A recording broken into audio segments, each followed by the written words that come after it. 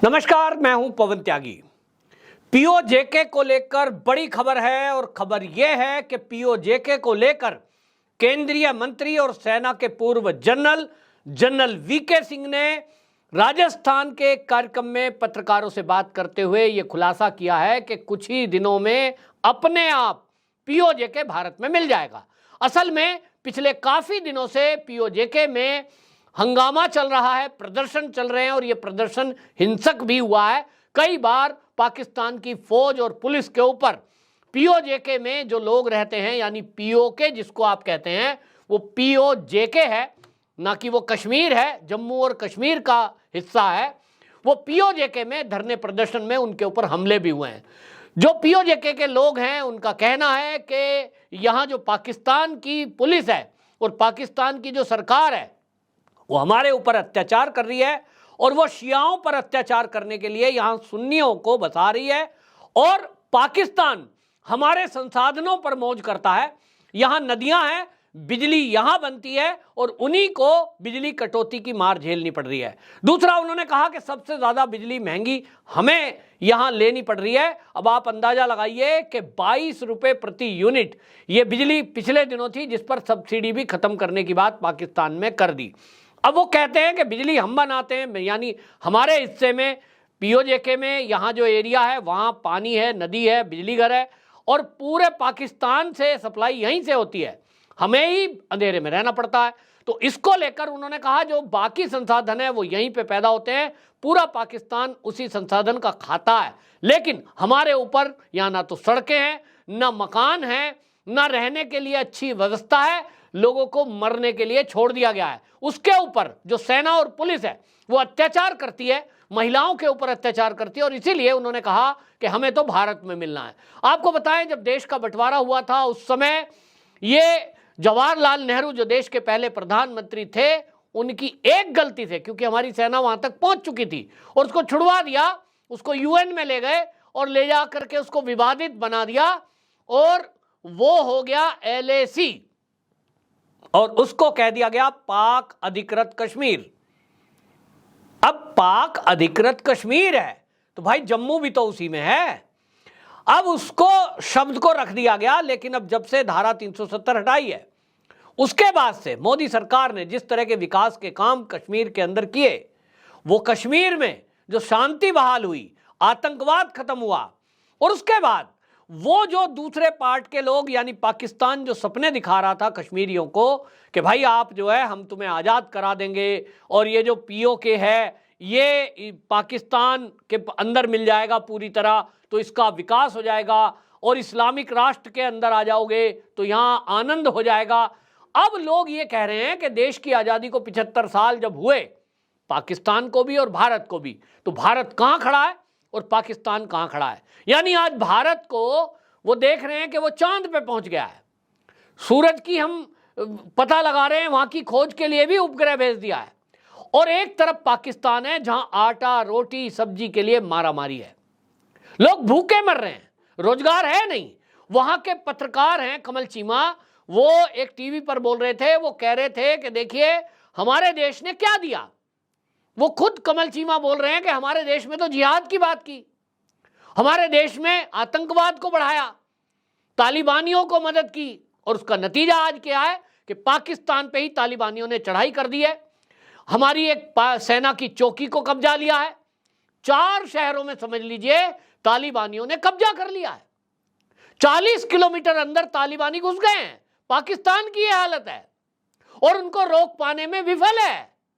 जो सेना पाकिस्तान की वो भारत को घुड़की दिखाती थी कि हमारे पास वो जो उनके वो जो थे ना पिछले प्रधानमंत्री, वो कह रहे थे हमारे पास पाव के जो बम हमने रखे हैं ना परमाणु, वो हमने कोई ऐसे पटाखे छोड़ने के लिए थोड़ी रखे, भारत में छोड़ देंगे, भारत के लिए ही तो रखे। कहाँ गए भाई तुम्हारे पटाखे, कहाँ गए पाव के वो गोले, कहाँ गई गोलियां जो कह रहे थे ओ असी तो चक दांगे, वो कहाँ गए भाई। तालिबानी घुस गए, 40 किलोमीटर घुस गए, कहते हैं 4 शहरों पे कब्जा कर लिया, इनसे कुछ नहीं हुआ।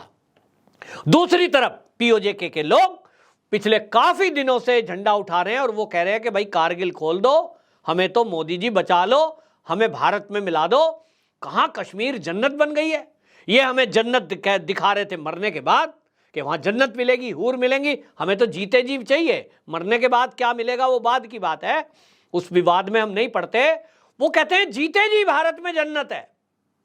आज जो G20 सम्मेलन हुआ है, जिस तरह से सऊदी अरब के प्रिंस यहां आए, उनका मान सम्मान हुआ, और जिस तरह से वो आतंकवाद को खत्म करने की बात कह के गए, पाकिस्तान नहीं गए, भारत से लौट गए अपने देश। ये पूरा पाकिस्तान देख रहा है। तो वो देख रहे हैं कि भैया वो तो भारत के साथ है, दुनिया की बड़ी बड़ी महाशक्ति भारत के साथ खड़ी है। और जो चीन पाकिस्तान को कब्जा करने की नीयत से वो इन्वेस्टमेंट कर रहा था, शुरू में बड़ी खुशी हो रही थी, देखिए चीन ने हमारे यहाँ रेल बना दी, हमारे यहाँ सड़क बना दी है, BRI कॉरिडोर बन रहा है, इससे पाकिस्तानी इनकी गाड़ी चलेंगी, बड़े खुश हो रहे थे। अब पता लगता है कि वो कह रहा है ले आओ भाई अपने गधे हमें दे दो, हमें अपना ये जमीन भी दे दो। मतलब उसने पूरी तरह कब्जा कर लिया है। तो आज पाकिस्तानी कह रहे हैं कि हमें क्या मिला, पाकिस्तान चीन में घुसे, मारे, वहां जिस तरह से उइगर मुसलमानों के ऊपर अत्याचार हो रहे हैं उस पर कोई नहीं बोल रहा है, हिम्मत नहीं है। तो सोचिए, जो चीन की तरफ नहीं जा सकता, भारत उसे आने नहीं देगा, तो आज स्थिति हो गई। और इसलिए POJK के जो लोग हैं, बल्कि जो गिलगिट के लोग हैं, वो सब ये कह रहे हैं कि भाई हमें तो आजाद कर दो, हमें भारत के साथ जाना है। और इसलिए जो पूर्व जनरल हैं VK सिंह और आज केंद्र में मंत्री हैं, उन्होंने कह दिया है हमें कुछ करने की जरूरत नहीं है, अपने आप ये हमारे पास आ जाएंगे, और अपने आप आने को तैयार है, झंडा उठाया हुआ है। हमें क्या करना है, बॉर्डर पे हमारी सेना उनको रोके हुए है, बल्कि कारगिल में जो सैनिक उन्हें रोक रहे हैं वो रास्ता खोल दें, हमारी सेना वहां से अंदर घुस जाए, हम उन्हें हथियार दे देंगे, वो खुद ही अपने आप सुरक्षा में लग जाएंगे। लो जी, हो गया। और ये काफी दिनों से चल रहा है, लेकिन आज की स्थिति ऐसी है कि अब वहां अब गई कि कब गई। एक तरफ तालिबानियों ने वहां कब्जा करने की शुरुआत कर दी है, और दूसरी तरफ ये गृह युद्ध की स्थिति हो गई है। तो अब पाकिस्तान को दो तरफ से घिरा हुआ अपने आप को महसूस कर रहा है, बस कुछ है नहीं, बस का कुछ है नहीं। और वहां की जनता जब से G20 हुआ है उसके बाद देख रही है कि देखिए 75 साल दोनों देशों को आजाद हुआ, पाकिस्तान सेम एक ही बार हुआ, एक ही दिन में साथ हुआ, और उसके बाद एक कहां पहुंच गया है। पत्रकार बोल रहे हैं कि देखिए जो भारत ओरिजिन के लोग हैं, भारतीय मूल के लोग हैं, ऋषि सुनक ब्रिटेन के प्रधानमंत्री बन गए, यहीं की महिला वो जो वर्ल्ड बैंक है उसकी डिप्टी चेयरपर्सन बन गई, और इस तरह से लोग तरक्की कर रहे हैं भारत के। हमने पढ़ाई पर ध्यान दिया है, और पाकिस्तान में बंदूक, आतंकवाद, जिहाद, इन सब बातों पे ध्यान दिया है। तो वो पाकिस्तान के पत्रकार बोल रहे हैं, मैं नहीं बोल रहा, वो कमल चीमा का बयान आया, दिन रात टीवी पर बैठकर कह रहे हैं कि हम कोस रहे हैं अपने आप को। वो मतलब आप समझिए जो पढ़ा लिखा तबका है पाकिस्तान का, पूरा पाकिस्तान का, वो कह रहा है कि हमारी सरकार निकम्मी है, हमारी सेना निकम्मी है, और हम तो यहां बर्बाद हो गए। अगर पाकिस्तान बंटवारा ना हुआ होता तो आज जैसा भारत का मुसलमान संपन्न है, आजाद है, और वो तरक्की देख रहा है, वो हम भी देख रहे होते, मोदी जी हमारे भी प्रधानमंत्री होते। समझ लीजिए ये स्थिति आज हो गई है। तो ये बहुत बड़ा अचीवमेंट है, और अब आप देखते जाइए। लेकिन यहां आप देखिए बेशर्मी क्या है कि इस देश का जो विपक्ष है उसने तो जैसे कि ठान लिया है कि उसको हर अच्छी बात में विरोध करना है। अब एक संजय राउत हैं, उद्धव ठाकरे शिवसेना के प्रवक्ता, राज्यसभा के सदस्य हैं, तो माननीय हो गए भाई। माननीय संजय राउत से जब पत्रकारों ने पूछा कि जनरल VK सिंह का जो बयान आया है कि अब हमें कुछ नहीं करना है, अपने आप भारत में POJK के लोग मिलने वाले हैं, तो क्या कहते हैं, बड़ी खुशी की बात है, हम स्वागत करते हैं, POK तो भारत में होना ही चाहिए, अखंड भारत बनना ही चाहिए, ये हमारा सपना है, संजय जी बोलते हैं। लेकिन आगे क्या बोला, आगे बोला ये जो जनरल साहब हैं, ये जब सेना के जनरल थे, अभी तो रिटायर हो गए ना, वो जब सेना के जनरल थे तब इन्होंने क्यों नहीं लिया, तब चढ़ाई क्यों नहीं की। अब संजय राउत जी आप सांसद हैं, आपको इतनी समझ होनी चाहिए कि हमारे देश में लोकतंत्र है, और लोकतंत्र में जो सेना का जनरल होता है वो कोई निर्णय अपने आप से नहीं करता है, ये सरकार डिसाइड करती है कि चढ़ाई करनी है कि नहीं, सेना को क्या करना है कि नहीं। सेना के जनरल VK सिंह थे, वो तो अपनी बटालियन लेकर के जब आगरा से दिल्ली की तरफ कुछ टैंक भटक गए, संजय राउत जी याद करिए क्या हुआ था। कांग्रेस की केंद्र में सरकार थी, इन्हीं जनरल वीके सिंह पे आरोप लगा दिया था कि वो तो विद्रोह कर रहे हैं, वो दिल्ली पे चढ़ाई कर रहे हैं। अपमान किया आपने। वो तो बीजेपी है, मान रखती है पूर्व सैनिकों का, उनको बीजेपी में शामिल किया और आज केंद्र में मंत्री बनाया। और आप देख लीजिए उनका दूसरा टर्म क्या दुनिया में नाम कर रहे हैं वीके सिंह जी। पहले विदेश मंत्रालय में रहे तो अब सड़क परिवहन मंत्रालय में, और उनका अचीवमेंट अलग ही है। मोदी जी के वो एक नगीने हैं कि अगर जो बाइडेन देश में आते हैं अमेरिका के राष्ट्रपति तो उनको स्वागत करने के लिए कौन जाएगा? जनरल वीके सिंह जाएंगे। सेना का पूर्व जनरल है भाई, उनका मान सम्मान कैसे किया जाता है ये INDIA गठबंधन वालों को कैसे पता लगेगा? इनको तो बेइज्जती करनी आती है सेना की। तो आपको पता होना चाहिए कि आप ये कह रहे हैं सेना के जब ये जनरल थे तब क्यों नहीं चढ़ाई की? अरे उसके लिए मादा चाहिए केंद्र में जो प्रधानमंत्री बैठा है। ये सरकार की सोच होती है। आज मोदी सरकार अखंड भारत बनाने के लिए और भारत को हिंदू राष्ट्र बनाने के लिए कृत संकल्प है, तो ये संकल्प ये सरकार का है और उसके साथ सेना तो हमेशा खड़ी होती है। लेकिन आप सेना के लिए बॉर्डर पे सड़क नहीं बनाओगे, आप उनको लड़ने के लिए शस्त्र नहीं दोगे, आप फाइटर प्लेन नहीं लाओगे और आप टैंक तोप नहीं लाओगे, और सबसे बड़ी है सरकार की इच्छा शक्ति, वो उनके साथ खड़े होने की नहीं दिखाओगे और कहोगे सेना ने क्यों नहीं किया। दूसरा आप देखिए आम आदमी पार्टी डिट्टो बिल्कुल वो बोल रहे हैं जो चीन चाहता है, और अब लग गया है पूरा कंफर्म है कि जो भाषा अभी तक राहुल गांधी और कांग्रेस ही बोल रहे थे, चीन ने भारत की जमीन कब्जा ली है, आम आदमी पार्टी भी बोल रही है। अब ये जांच एजेंसियों को पता लगाना है कि ये संबंध क्या है कि चीन की भाषा यहां ये जो INDIA गठबंधन के नेता हैं सारा बोलने लगे हैं। क्या कुछ फंडिंग हो रही है? क्या कोई लिंक है? क्या कोई समझौता हुआ है? सौरभ भारद्वाज आम आदमी पार्टी के, वो तो दिल्ली में मंत्री हैं, वो क्या कह रहे हैं?